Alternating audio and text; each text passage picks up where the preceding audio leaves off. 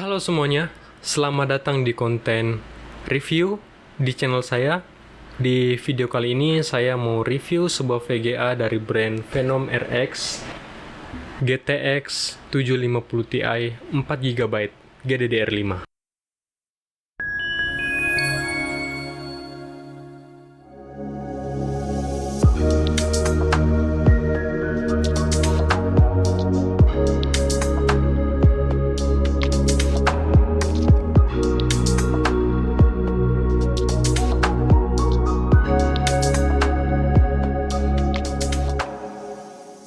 Pertama kita bahas dulu dari spesifikasinya. VGA ini menggunakan PCIe Express 3.0 dengan memori 4GB GDDR5 128 bit.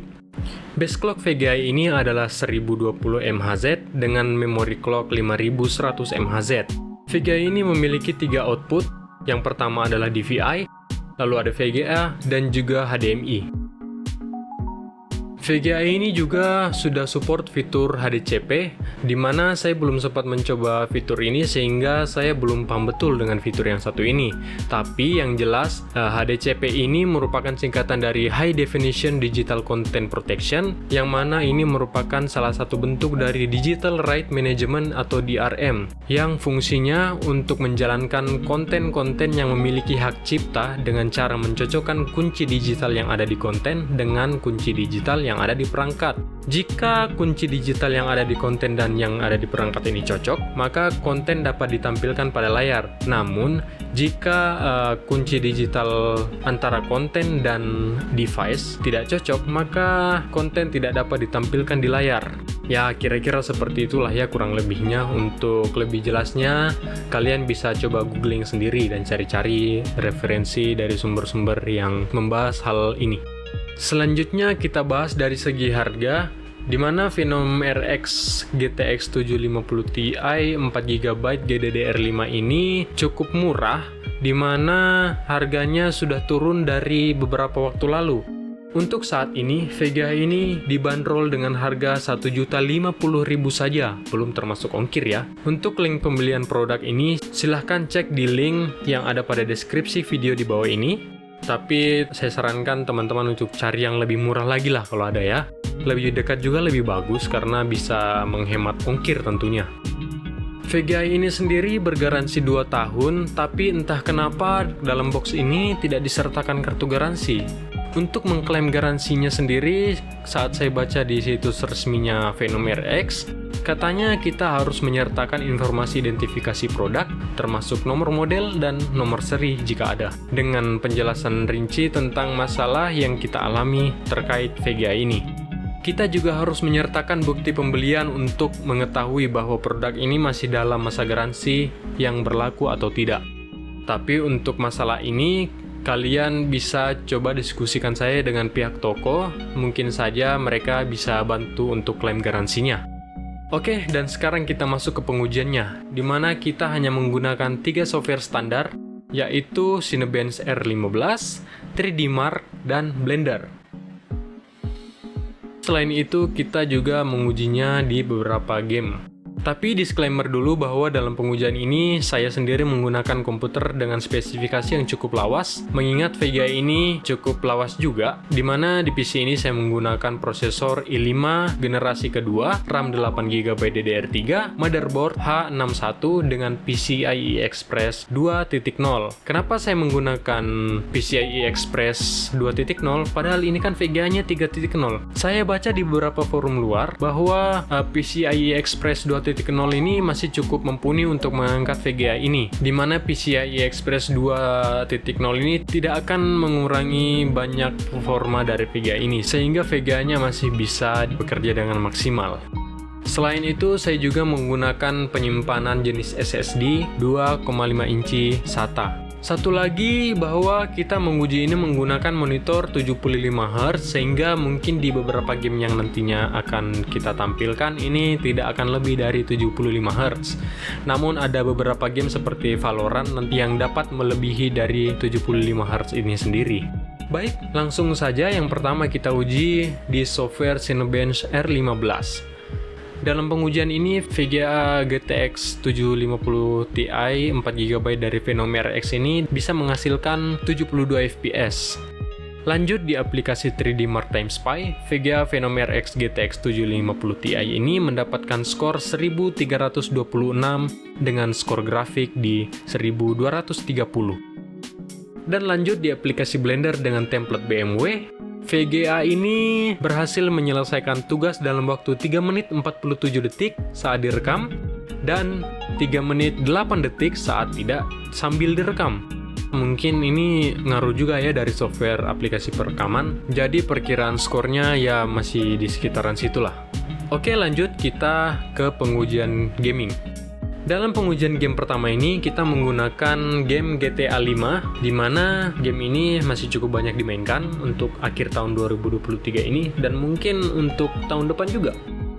Terlihat bahwa dalam pengujian tersebut, VGA ini mampu menjalankan GTA 5 dengan settingan low di 75 fps, high di 73 fps, dan very high di 37 fps. Selanjutnya kita uji di eFootball 2024, yang mana game ini merupakan rilisan terbaru menjelang akhir 2023 ini. Terlihat bahwa dalam pengujian tersebut, VGA ini mampu menjalankan game eFootball 2024 dengan settingan low di 60 fps, medium di 30 fps, dan high di 25 fps. Untuk game ini sendiri, saya sering memainkannya di settingan medium, itu cukup lancar, namun untuk replaynya mungkin agak ngedrop sedikit di sekitar 20-an fps lah. Tapi saat bermain dalam kondisi open play, game ini lancar di settingan medium. Oke, selanjutnya ada eFootball PES 2021. Nah, ini salah satu game lawas, tapi masih cukup layak lah dimainkan, mengingat eFootball setelahnya itu kan untuk trialnya timnya masih sedikit tuh. Nah, di game ini tuh lengkap timnya. Selain itu masih banyak juga path yang bisa digunakan untuk game ini. Saat pengujian game ini di settingan low, kami mendapatkan FPS di 75 fps, lalu di settingan medium di 59 fps, dan high di 53 fps. Untuk saya sendiri, saya sering memainkan game ini di settingan rata kanan atau high, dan ini lancar, bahkan di replaynya pun lancar jaya malah. Tidak ada kendala sama sekali. Selanjutnya, ada game MotoGP 2023, di mana pada pengujian ini terlihat bahwa VGA ini mampu menjalankan game MotoGP 23 dengan settingan low di 53 fps, medium di 42 fps, high di 35 fps, very high di 32 fps, dan ultra di 30 fps. Untuk game ini nyamannya sih main di settingan medium atau high, tapi untuk settingan ultra sendiri pun ini sebenarnya tidak nge-lag juga ya, cukup lancar, cuman masih kelihatan agak kurang smooth aja gitu. Smoothnya sih enaknya sih main di settingan medium. Dan lanjut game selanjutnya, di sini ada game Stray, di mana game kucing orange ini dapat kita jalankan dan kita mendapatkan skor di settingan low itu 40 fps, medium di 37 fps, dan high di 30 fps. Terlihat bahwa game ini cukup nyaman dimainkan di settingan medium, tapi di settingan high pun masih oke, cuman dia kelihatan kurang smooth aja gitu. Dan selanjutnya ada game perang Battlefield 1, di mana VGA ini dapat menjalankan game ini pada settingan low kita mendapatkan 60 fps, lalu di medium kita dapat 46 fps, dan high di 32 fps. Ya, lagi-lagi di Battlefield ini nyamannya sih main di low, tapi untuk settingan mediumnya pun masih oke untuk dimainkan, tidak terkendala FPS drop. Namun untuk settingan high tidak saya sarankan, karena FPS-nya terlalu rendah di settingan high ini, sehingga akan terlihat sedikit patah-patah. Tapi tidak parah juga sih, masih bisa untuk dimainkan, namun kurang smooth. Kita nyamannya sih main di settingan medium. Lalu game selanjutnya adalah Apex Legends, di mana VGA ini dapat menjalankan game Apex Legends dengan settingan low di 60 fps, medium di 55 fps, dan high di 40 fps. Dan yang terakhir di sini kita ada game Valorant, di mana VGA ini dapat menjalankan game Valorant ini dengan settingan low di 100 fps, medium di 95 fps, dan high di 54 fps. Skornya cukup rendah karena mengingat game ini juga cukup makan CPU ya. Sedangkan CPU yang saya gunakan kan ini masih generasi lawas. Jadi mungkin saja jika kalian menggunakan CPU generasi terbaru, game ini bisa lebih dari FPS yang kita dapatkan dalam pengujian ini. Cuma kembali lagi karena kita ingin melihat performa maksimal dari VGA ini, maka kita menggunakan komputer generasi lawas-lawas juga. Seperti VGA ini kan VGA lawas kan. Untuk uji render sendiri tidak kita bahas di video ini, tapi jika kalian ingin melihat kemampuan render dari VGA ini bisa komen di bawah, nanti kita akan coba buatkan di video short. Oke, kita lanjut ke kesimpulan. Jika kalian bukan penggila game grafik tinggi, seharusnya VGA ini masih layak untuk kalian beli di akhir tahun 2023 ini atau bahkan di 2024 nanti. Kita lihat saja lah ya game-game apa yang sering dimainkan di 2024 nanti.